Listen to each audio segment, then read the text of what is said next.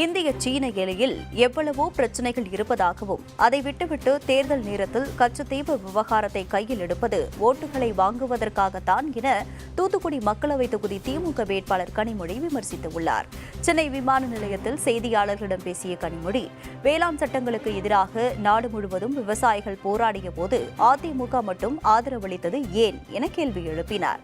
கடந்த 10 ஆண்டுகளாக நாடாளுமன்றத்தில் அதிமுக திமுக மௌனமாக இருப்பதாக தமிழக பாஜக தலைவர் அண்ணாமலை குற்றச்சாட்டு குறித்து பேசிய கனிமொழி, 10 ஆண்டுகளாக மௌனமாக இருந்தோம் என்றால் ஏன் எதிர்க்கட்சி எம்பிக்களை இடைநீக்கம் செய்ய வேண்டும் என கேள்வி எழுப்பினார்.